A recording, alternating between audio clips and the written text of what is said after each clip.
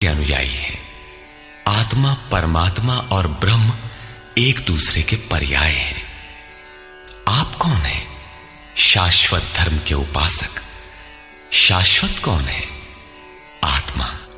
अर्थात हम आप आत्मा के उपासक हैं। यदि आप आत्मिक पथ को नहीं जानते तो आपके पास शाश्वत सनातन नाम की कोई वस्तु नहीं है। उसके लिए आप आहें भरते हैं तो प्रत्याशी अवश्य है, किंतु सनातन धर्मी नहीं है। सनातन धर्म के नाम पर किसी कुरीति के शिकार हैं। देश विदेश में मानव मात्र में आत्मा एक ही जैसा है। इसलिए विश्व में कहीं भी कोई आत्मा की स्थिति दिलाने वाली क्रिया जानता है और उस पर चलने के लिए प्रयत्नशील है तो वो सनातन धर्मी है, चाहे वो अपने को ईसाई, मुसलमान, यहूदी या कुछ भी क्यों न कह ले। वेदा विनाशिनं नित्यं य एनमजमव्ययम् कथं स पुरुषः पार्थ कं घातयति हन्तिकम्। पार्थिव शरीर को रथ बनाकर ब्रह्म रूपी लक्ष्य पर अचूक निशाना लगाने वाला पृथा पुत्र अर्जुन, जो पुरुष इस आत्मा को नाश रहित, नित्य, अजन्मा और अव्यक्त जानता है, वो पुरुष कैसे किसी को मरवाता है और कैसे किसी को मारता है। अविनाशी का विनाश असंभव है।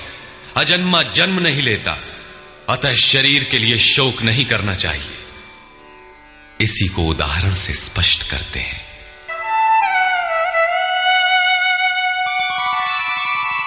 वासांसि जीर्णानि यथा विहाय नवानि गृह्णाति नरोपराणि तथा शरीराणि विहाय जीर्णान्यन्यानि संयाति नवानि देहि।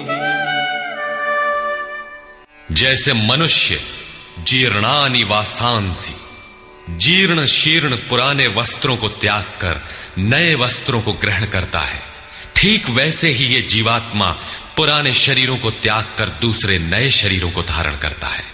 जीर्ण होने पर ही नया शरीर धारण करना है तो शिशु क्यों मर जाते हैं? ये वस्त्र तो और विकसित होना चाहिए। वस्तुतः ये शरीर संस्कारों पर आधारित है। जब संस्कार जीर्ण होते हैं तो शरीर छूट जाता है। यदि संस्कार 2 दिन का है तो दूसरे दिन ही शरीर जीर्ण हो गया। इसके बाद मनुष्य एक श्वास भी अधिक नहीं जीता। संस्कार ही शरीर है। आत्मा संस्कारों के अनुसार नया शरीर धारण कर लेता है। अथा खलु ऋतुमयः पुरुषः यथा इहैव तथैव प्रेत्य भवति कृतं लोकम पुरुषोऽभिजायते। अर्थात ये पुरुष निश्चय ही संकल्पमय है। इस लोक में पुरुष जैसा निश्चय वाला होता है वैसा ही यहां से मरकर जाने पर होता है। अपने संकल्प से बनाए हुए शरीरों में पुरुष उत्पन्न होता है। इस प्रकार मृत्यु शरीर का परिवर्तन मात्र है। आत्मा नहीं मरता, पुनः इसकी अजरता अमरता पर बल देते हैं। नैनं छिन्दन्ति शस्त्राणि नैनं दहति पावकः न चैनं क्लेदयन्त्यापो न शोषयति मारुतः। अर्जुन, इस आत्मा को शस्त्रादि नहीं काटते, अग्नि इसे जला नहीं सकता, जल इसे गीला नहीं कर सकता और न वायु इसे सुखा ही सकता है। अच्छेद्योऽयमदाह्योऽयम् अक्लेद्यो शोष्य एव च नित्यः सर्वगतः स्थाणुः अचलोऽयं सनातनः। ये आत्मा अच्छेद्य है, इसे छेदा नहीं जा सकता। ये अदाह्य है, इसे जलाया नहीं जा सकता। ये अक्लेद्य है, इसे गीला नहीं किया जा सकता। आकाश इसे अपने में समाहित नहीं कर सकता। यह आत्मा निसंदेह, अशोष्य, सर्वव्यापक, अचल, स्थिर रहने वाला और सनातन है। अर्जुन ने कहा था कि कुल धर्म सनातन है। ऐसा युद्ध करने से सनातन धर्म नष्ट हो जाएगा, किंतु श्री कृष्ण ने इसे अज्ञान माना और आत्मा को ही सनातन बताया। आप कौन हैं? सनातन धर्म के अनुयायी। सनातन कौन है? आत्मा। यदि आप आत्मा पर्यंत दूरी तय करने वाली विधि विशेष से अवगत नहीं हैं, तो आप सनातन धर्म नहीं जानते। इसका कुपरिणाम सांप्रदायिकता में फंसे धर्म भीरू लोगों को भोगना पड़ रहा है। जब मैटर क्षेत्र में पैदा होने वाली कोई वस्तु इस सनातन का स्पर्श नहीं कर सकती, तो छूने खाने से सनातन धर्म नष्ट कैसे हो सकता है? यह धर्म नहीं, एक कुरीति परिस्थिति थी जिससे भारत में सांप्रदायिक वैमनस्य बढ़ा और राष्ट्रीय एकता की आज भी समस्या बनी हुई है। धर्म की शरण हम क्यों जाते हैं? क्योंकि हम मरण धर्मा हैं और धर्म कोई ठोस चीज है जिसकी शरण जाकर हम भी अमर हो जाएं। हम तो मारने से मरेंगे और ये धर्म केवल छूने और खाने से मर जाएगा, तो हमारी क्या रक्षा करेगा? धर्म तो आपकी रक्षा करता है, आपसे शक्तिशाली है। आप तलवार से मरेंगे और धर्म वो छूने से नष्ट हो गया। कैसा है आपका धर्म? कुरीतियां नष्ट होती हैं, न कि सनातन। सनातन तो ऐसी ठोस वस्तु है जिसे शस्त्र नहीं काटते, अग्नि जला नहीं सकता, जल इसे गीला नहीं कर सकता। खान पान तो दूर, प्रकृति में उत्पन्न कोई वस्तु उसका स्पर्श भी नहीं कर पाती, तो वो सनातन नष्ट कैसे हो गया? ऐसी ही कतिपय कुरीतियां अर्जुन काल में भी थी। उनका शिकार अर्जुन भी था। उसने विलाप करते हुए गिड़गिड़ा कर कहा कि कुल धर्म सनातन है। युद्ध से सनातन धर्म नष्ट हो जाएगा। कुल धर्म नष्ट होने से हम अनंत काल तक नरक में चले जाएंगे। किंतु श्री कृष्ण ने कहा, तुझे ये अज्ञान कहां से उत्पन्न हो गया? सिद्ध है कि वो कोई कुरीति थी। तभी तो श्री कृष्ण ने उसका निराकरण किया और बताया कि आत्मा ही सनातन है। यदि आप आत्मिक पथ नहीं जानते, तो सनातन धर्म में आपका अभी तक प्रवेश नहीं हुआ है। जब यह सनातन शाश्वत आत्मा सबके अंदर व्याप्त है, तो खोजा किसे जाए? इस पर श्री कृष्ण कहते हैं, अव्यक्तोऽयमचिन्त्योऽयम् अविकार्योऽयमुच्यते तस्मादेवं विदित्वैनं नानुशोचितुमर्हसि। ये आत्मा अव्यक्त अर्थात इंद्रियों का विषय नहीं है। इंद्रियों के द्वारा इसे समझा नहीं जा सकता। जब तक इंद्रियों और विषयों का संयोग है, तब तक आत्मा तो है, किंतु उसे समझा नहीं जा सकता। वो अचिंत्य है। जब तक चित्त और चित्त की लहर है, तब तक वो शाश्वत है तो, किंतु हमारे दर्शन, उपभोग और प्रवेश के लिए नहीं है। अतः चित्त का निरोध करें। पीछे श्री कृष्ण बता आए हैं कि असत वस्तु का अस्तित्व नहीं है और सत का तीनों कालों में अभाव नहीं है। वो सत है आत्मा। आत्मा ही अपरिवर्तनशील, शाश्वत, सनातन और अव्यक्त है। तत्वदर्शियों ने आत्मा को इन विशेष गुणधर्मों से युक्त देखा। न 10 भाषाओं के ज्ञाता ने देखा, न किसी समृद्धशाली ने देखा, बल्कि तत्वदर्शियों ने देखा। श्री कृष्ण ने आगे बताया कि तत्व है परमात्मा। मन के निरोध काल में साधक उसका दर्शन और उसमें प्रवेश पाता है। प्राप्ति काल में भगवान मिलते हैं और दूसरे ही क्षण वो अपने आत्मा को ईश्वरीय गुण धर्मों से विभूषित देखता है। वो देखता है कि आत्मा ही सत्य, सनातन और परिपूर्ण है। ये आत्मा अचिंत्य है, ये विकार रहित अर्थात न बदलने वाला कहा जाता है। अतः अर्जुन, आत्मा को ऐसा जानकर तू शोक करने योग्य नहीं है।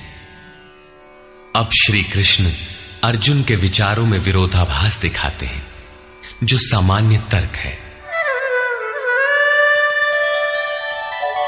अथ चैनं नित्यजातं नित्यं वा मन्यसे मृतं तथापि त्वं महाबाहो नैवं शोचितुमर्हसि।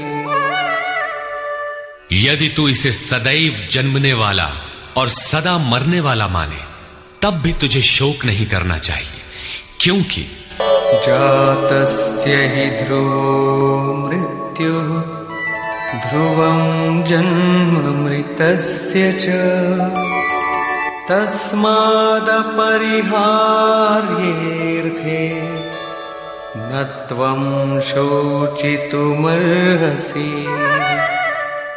ऐसा मान लेने पर भी जन्मने वाले की निश्चित मृत्यु और मरने वाले का निश्चित जन्म सिद्ध होता है। इसलिए भी तू बिना उपाय वाले इस विषय में शोक करने लायक नहीं है। जिसका कोई इलाज नहीं, उसके लिए शोक करना एक अन्य दुख को आमंत्रित करना है। अव्यक्तादीनि भूतानि व्यक्तमध्यानि भारत अव्यक्तनिधनान्येव तत्र का परिदेवना।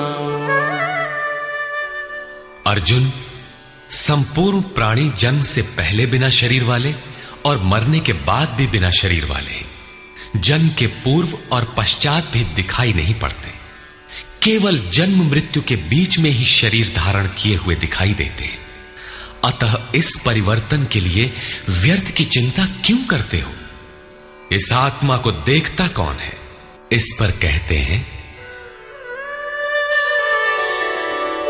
आश्चर्यवत् पश्यति कश्चिदेनम् आश्चर्यवद्वदति तथैव चान्यः आश्चर्यवच्चैनमन्यः शृणोति श्रुत्वाप्येनं वेद न चैव कश्चित्। पहले श्री कृष्ण ने कहा था कि इस आत्मा को तत्वदर्शियों ने देखा है। अब तत्व दर्शन की दुर्लभता पर प्रकाश डालते हैं कि कोई विरला महापुरुष ही इस आत्मा को आश्चर्य की तरह देखता है, सुनता नहीं प्रत्यक्ष देखता है। और वैसे ही दूसरा कोई महापुरुष ही आश्चर्य की तरह इसके तत्व को कहता है। जिसने देखा है वही यथार्थ कह सकता है। दूसरा कोई विरला साधक इसे आश्चर्य की भांति सुनता है। सब सुनते भी नहीं, क्योंकि ये अधिकारी के लिए ही है। हे अर्जुन, कोई कोई तो सुनकर भी इस आत्मा को नहीं जान पाते, क्योंकि साधन पार नहीं लगता। आप लाख ज्ञान की बातें सुने, समझें, बाल की खाल निकाल कर समझें, लालायित भी रहें, किंतु मोह बड़ा प्रबल है। थोड़ी देर बाद ही आप अपनी सांसारिक व्यवस्थाओं में लिप्त मिलेंगे। अंत में श्री कृष्ण निर्णय देते हैं, देहि नित्यमवध्योऽयं देहे सर्वस्य भारत तस्मात् सर्वाणि भूतानि न त्वं शोचितुमर्हसि। अर्जुन, ये आत्मा सबके शरीर में सदैव अवध्य है, अकाट्य है। इसलिए संपूर्ण भूत प्राणियों के लिए तो शोक करने योग्य नहीं है। आत्मा ही सनातन है। इस तथ्य का प्रतिपादन करके, इसका प्रभुता सहित वर्णन करके यह प्रश्न यहीं पूरा हो जाता है। अब प्रश्न खड़ा होता है कि इसकी प्राप्ति कैसे हो। संपूर्ण गीता में इसके लिए दो ही मार्ग हैं। पहला निष्काम कर्म योग और दूसरा ज्ञान योग। दोनों मार्गों में किया जाने वाला कर्म एक ही है। उस कर्म की अनिवार्यता पर बल देते हुए योगेश्वर श्री कृष्ण ज्ञान योग के विषय में कहते हैं, स्वधर्ममपि चावेक्ष्य न विकम्पितुमर्हसि धर्म्याद्धियुद्धा श्रेयोऽन्यत् क्षत्रियस्य न विद्यते। अर्जुन, स्वधर्म देखकर भी तू भय करने योग्य नहीं है, क्योंकि धर्म संयुक्त युद्ध से बढ़कर अन्य कोई परम कल्याणकारी मार्ग क्षत्रिय के लिए नहीं है। अभी तक तो आत्मा शाश्वत है, आत्मा सनातन है, वही एकमात्र धर्म है कहा गया है। अब ये स्वधर्म कैसा? धर्म तो एकमात्र आत्मा ही है, वो तो अचल स्थिर है, तो धर्माचरण क्या? किंतु इस आत्म पथ में प्रवृत्त होने की क्षमता हर व्यक्ति की अलग अलग होती है। स्वभाव से उत्पन्न इस क्षमता को स्वधर्म कहा गया है। इसी एक सनातन आत्मिक पथ पर चलने वाले साधकों को महापुरुष ने स्वभाव से उनकी क्षमता के अनुसार 4 श्रेणियों में बांटा: शूद्र, वैश्य, क्षत्रिय और ब्राह्मण। साधना की प्रारंभिक अवस्था में प्रत्येक साधक शूद्र अर्थात अल्पज्ञ होता है। घंटों भजन में बैठने पर वो 10 मिनट भी अपने पक्ष में नहीं पाता, वो प्रकृति के माया जाल को काट नहीं पाता। इस अवस्था में महापुरुष की सेवा से उसके स्वभाव में सद्गुण आते हैं, वो वैश्य श्रेणी का साधक बन जाता है। आत्मिक संपत्ति ही स्थिर संपत्ति है, इसका वो शनैः शनैः संग्रह और गोपालन अर्थात इंद्रियों की सुरक्षा करने में सक्षम हो जाता है। काम, क्रोध इत्यादि से इंद्रियों की हिंसा होती है तथा विवेक, वैराग्य से इनकी सुरक्षा होती है, किंतु प्रकृति को निर्बीज करने की क्षमता उसमें नहीं होती। क्रमशः उन्नति करते करते साधक के अंतःकरण में तीनों गुणों को काटने की क्षमता अर्थात क्षत्रियत्व आ जाता है। इसी स्तर पर प्रकृति और उसके विकारों को नाश करने की क्षमता आ जाती है। इसलिए युद्ध यहीं से आरंभ होता है। क्रमशः साधन करके साधक ब्राह्मणत्व की श्रेणी में बदल जाता है। इस समय मन का शमन, इंद्रियों का दमन, धारावाही चिंतन, सरलता, अनुभव, ज्ञान इत्यादि लक्षण साधक में स्वाभाविक प्रवाहित होते हैं। इन्हीं के अनुष्ठान से चलकर क्रमशः वो ब्रह्म में प्रवेश पा जाता है, जहां वो ब्राह्मण भी नहीं रह जाता। विदेह राजा जनक की सभा में महर्षि याज्ञवल्क्य ने चाक्रायण, उशस्ति, कहोल, आरुणि, उद्यालक और गार्गी के प्रश्नों का समाधान करते हुए बताया कि आत्म साक्षात्कार का पूर्णतया संपादन करने वाला ही ब्राह्मण होता है। ये आत्मा ही लोक परलोक और समस्त प्राणियों को भीतर से नियमित करता है। सूर्य, चंद्रमा, पृथ्वी, जल, वायु, अग्नि, तारागण, अंतरिक्ष, आकाश एवं प्रत्येक क्षण इस आत्मा के ही प्रशासन में है। ये तुम्हारा आत्मा अंतर्यामी अमृत है। आत्मा अक्षर है, इससे भिन्न सब नाशवान है। जो कोई इसी लोक में इस अक्षर को न जानकर हवन करता है, तप करता है, हजारों वर्षों तक यज्ञ करता है, उसका ये सब कर्म नाशवान है। जो कोई भी इस अक्षर को जाने बिना इस लोक से मरकर जाता है, वो दयनीय है, कृपण है, और जो इस अक्षर को जानकर इस लोक से मरकर जाता है, वो ब्राह्मण है। अर्जुन क्षत्रिय श्रेणी का साधक है। श्री कृष्ण कहते हैं कि क्षत्रिय श्रेणी के साधक के लिए युद्ध के अतिरिक्त कोई कल्याणकारक रास्ता है ही नहीं। प्रश्न उठता है कि क्षत्रिय है क्या? प्रायः लोग इसका आशय समाज में जन्मना उत्पन्न ब्राह्मण, क्षत्रिय, वैश्य, शूद्र जातियों से लेते हैं। इन्हें ही 4 वर्ण मान लिया जाता है, किंतु नहीं। शास्त्रकार ने स्वयं बताया है कि क्षत्रिय क्या है, वर्ण क्या है। यहां उन्होंने केवल क्षत्रिय का नाम लिया और आगे 18वें अध्याय तक इस प्रश्न का समाधान प्रस्तुत किया कि वस्तुतः ये वर्ण हैं क्या और कैसे इनमें परिवर्तन होता है।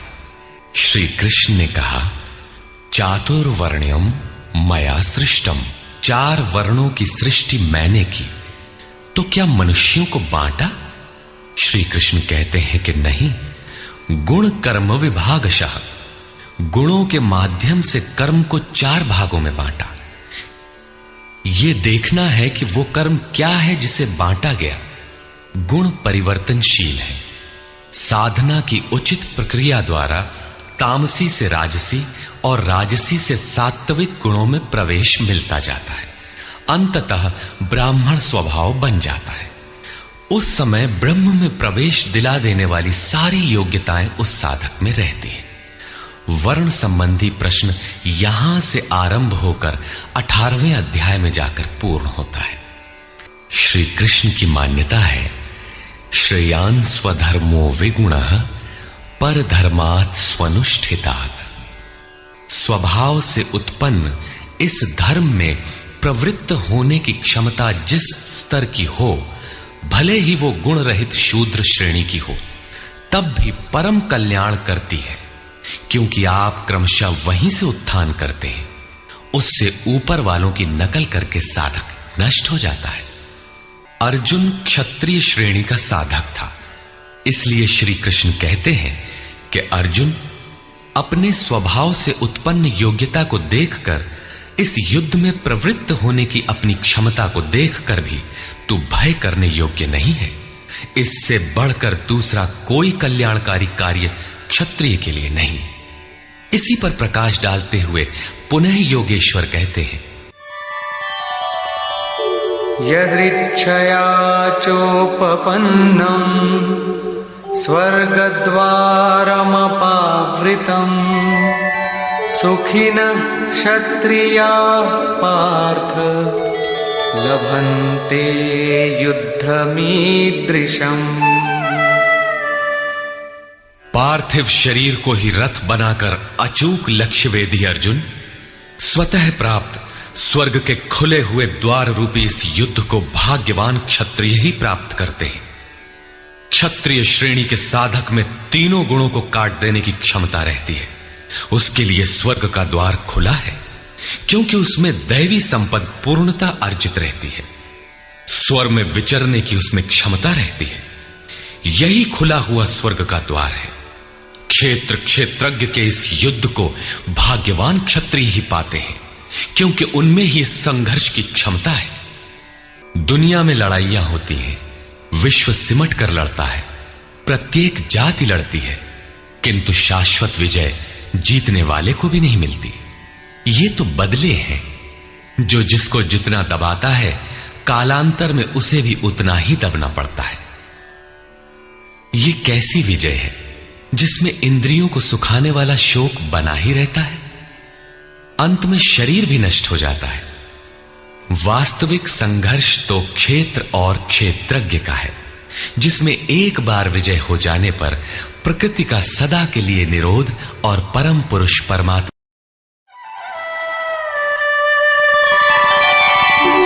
अथ चेत्त्वमिमं धर्म्यं संग्रामं न करिष्यसि ततः स्वधर्मं कीर्तिं च हित्वा पापमवाप्स्यसि।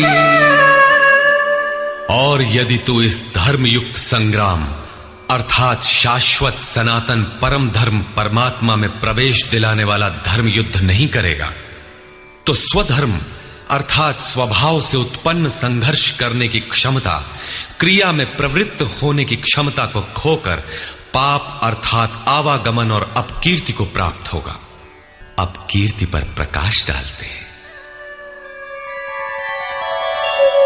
अकीर्तिं चापि भूतानि कथयिष्यन्ति ते व्ययाम् संभावितस्य चाकीर्ति मरणादतिरिच्यते। सब लोग बहुत काल तक तेरी अपकीर्ति का कथन करेंगे। आज भी पदच्युत होने वाले महात्माओं में विश्वामित्र, पाराशर, निमि, श्रृंगी इत्यादि की गणना होती है। बहुत से साधक अपने धर्म पर विचार करते हैं, सोचते हैं कि लोग हमें क्या कहेंगे। ऐसा भाव भी साधना में सहायक होता है। इससे साधना में लगे रहने की प्रेरणा मिलती है। कुछ दूरी तक यह भाव भी साथ देता है। माननीय पुरुषों के लिए अपकीर्ति मरण से भी बढ़कर होती है। भयाद्रणादुपरतम् मौस्यन्ते त्वां महारथाः येषां च त्वं बहुमतो भूत्वा यास्यसि लाघवम्। जिन महारथियों की निगाह में तू बहुत माननीय होकर अब तुच्छता को प्राप्त होगा, वे महारथी लोग तुझे भय के कारण युद्ध से उपराम हुआ मानेंगे। महारथी कौन? इस पथ पर महान परिश्रम से आगे बढ़ने वाले साधक महारथी हैं। इसी प्रकार इतने ही परिश्रम से अविद्या की ओर खींचने वाले काम, क्रोध, लोभ, मोहादि भी महारथी हैं, जो तुझे बहुत सम्मान देते थे कि साधक प्रशंसनीय है। तुम उनकी निगाह से गिर जाओगे। इतना ही नहीं बल्कि अवाच्य वादांश्च बहून् वदिष्यन्ति तवाहिताः निन्दन्तस्तव सामर्थ्यम् ततो दुःखतरं नु किम्। वैरी लोग तेरे पराक्रम की निंदा करते हुए बहुत से न कहने योग्य वचनों को कहेंगे। एक दोष आता है तो चारों ओर से निंदा और बुराइयों की झड़ी लग जाती है। न कहने योग्य वचन भी कहे जाते हैं। इससे बड़ा दुख क्या होगा? अतः अतो वा प्राप्स्यसि स्वर्गम् जित्वा वा भोक्ष्यसे महीम् तस्मादुत्तिष्ठ कौन्तेय युद्धाय कृतनिश्चयः। इस युद्ध में मरोगे तो स्वर्ग प्राप्त करोगे। स्वर में विचरने की क्षमता रहेगी। श्वास से बाहर प्रकृति में विचरने की धाराएं निरुद्ध हो जाएंगी। परम देव परमात्मा में प्रवेश दिलाने वाली दैवी संपद हृदय में पूर्णतः प्रवाहित रहेगी। अथवा इस संघर्ष में जीतने पर महामहिम स्थिति को प्राप्त करोगे। इसलिए अर्जुन, युद्ध के लिए निश्चय करके खड़ा हो। प्रायः लोग इस श्लोक के अर्थ में समझते हैं कि इस युद्ध में मरोगे तो स्वर्ग जाओगे और जीतोगे तो पृथ्वी का भोग भोगोगे। किंतु आपको स्मरण होगा, अर्जुन कह चुका है, भगवान पृथ्वी ही नहीं अपितु त्रैलोक्य के साम्राज्य और देवताओं के स्वामीपन अर्थात इंद्र पद प्राप्त होने पर भी मैं उस उपाय को नहीं देखता जो इंद्रियों को सुखाने वाले मेरे शोक को दूर कर सके। यदि इतना ही मिलना है तो गोविंद, मैं युद्ध कदापि नहीं करूंगा। यदि इतने पर भी श्री कृष्ण कहते कि अर्जुन लड़ो, जीतोगे तो पृथ्वी पा जाओगे, हारोगे तो स्वर्ग के नागरिक बन जाओगे, तो श्री कृष्ण देते ही क्या है? अर्जुन इससे आगे का सत्य, श्रेय, परम कल्याण की कामना वाला शिष्य था, जिसे सद्गुरुदेव श्री कृष्ण ने बताया कि क्षेत्रज्ञ के इस संघर्ष में यदि शरीर का समय पूरा हो जाता है और लक्ष्य तक नहीं पहुंच सके तो स्वर्ग प्राप्त करोगे। अर्थात स्वर में ही विचरण करने की क्षमता प्राप्त कर लोगे। दैवी संपत्ति हृदय में ढल जाएगी और इस शरीर के रहते रहते संघर्ष में सफल हो जाते हो तो महिम, सबसे महान ब्रह्म की महिमा का उपभोग करोगे, महामहिम की स्थिति प्राप्त कर लोगे। जीतोगे तो सर्वस्व, क्योंकि महामहिमत्व को पाओगे, और हारोगे तो देवत्व। दोनों हाथों में लड्डू रहेंगे, लाभ में भी लाभ और हानि में भी लाभ ही है। पुनः इसी पर बल देते हैं। सुख दुखे समे कृत्वा लाभालाभो जया जया ततो युद्धाय युज्यस्व नैवं पापमवाप्स्यसि। इस प्रकार सुख दुख, लाभ हानि, जय पराजय को समान समझकर तू युद्ध के लिए तैयार हो। युद्ध करने से तू पाप को प्राप्त नहीं होगा, अर्थात सुख में सर्वस्व और दुख में भी देवत्व है। लाभ में महीम की स्थिति अर्थात सर्वस्व और हानि में भी देवत्व है। जय में महामहिम स्थिति और पराजय में भी दैवी संपत्ति पर अधिकार है। इस प्रकार अपने लाभ हानि को भली प्रकार स्वयं समझकर तू युद्ध के लिए तैयार हो। लड़ने में ही दोनों वस्तुएं हैं। लड़ोगे तो पाप अर्थात आवागमन को प्राप्त नहीं होगे, अतः तू युद्ध के लिए तैयार हो। एषा ते विहिता सांख्ये बुद्धिर्योगे त्विमां शृणु बुद्ध्या युक्तो यया पार्थ कर्मबन्धं प्रहास्यसि। पार्थ, ये बुद्धि तेरे लिए ज्ञान योग के विषय में कही गई है। कौन सी बुद्धि? यही कि युद्ध कर। ज्ञान योग में इतना ही है कि अपनी हस्ती को देखकर लाभ हानि का भली प्रकार विचार करके कि जीतेंगे तो महामहिम स्थिति और हारेंगे तो देवत्व।